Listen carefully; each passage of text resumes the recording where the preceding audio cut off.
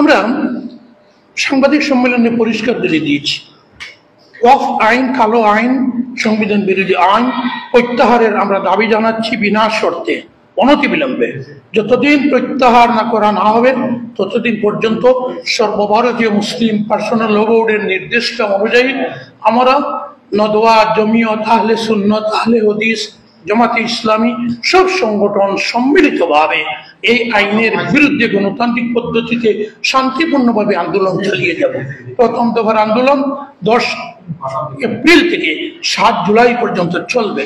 এক্ষেত্রে আমরা প্রচারণা, সচেতনতা সভা করব এবং কালো বেজ পরিধান করে শুক্রবারে জুমার নামাজে আসবো। জুমার নামাজ পড়ে প্রতীকী ধর্ণা পালন করে এই আইন প্রত্যাহারের দাবি জানাবো এবং বিভিন্ন সভা সমিতির মাধ্যমে, ঘরোয়া বৈঠকের মাধ্যমে আমরা এই সচেতনতা সৃষ্টির প্রয়াস চালিয়ে যাব। অত্যন্ত অসাংবিধানিক বিল, আমাদের মানুষের মৌলিক অধিকারকে হনন করা হয়েছে। এই বিলকে উদ্র করার জন্য, প্রত্যাহার করার জন্য আমরা আমাদের শেষ নিঃশ্বাস পর্যন্ত আমরা আন্দোলন করব, শান্তিপূর্ণ উপায়ে, গণতান্ত্রিক উপায়ে।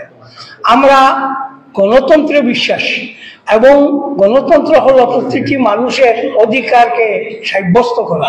এই ওয়াকফ বিলে আমাদেরকে, মুসলমান দিগকে এমনভাবে কোণঠাসা করা হয়েছে যা আমি মনে করি কোনো সভ্য সমাজ মানতে পারে না।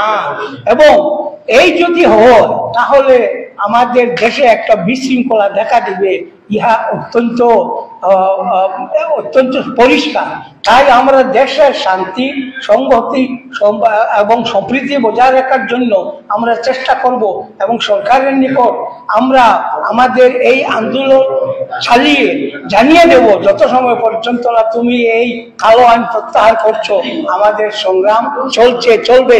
এমনকি আমরা মরলেও কোনো অসুবিধা নেই, আমরা মরব, কারণ আমাদের পিঠ দেওয়ালে ঠেকে গিয়েছে, আমাদের আর কোনো উপায় নেই।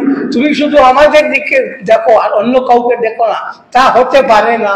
অন্য তুমি সব সময় মুসলমানদেরকে নিয়ে তোমার রাজনীতি করো, রাজনীতি করো, আমাদের কোনো আপত্তি নেই, কিন্তু আমাদেরকে বলির পাঠা বানিয়ে রাজনীতি করবে সেটা আমরা বলি মানব।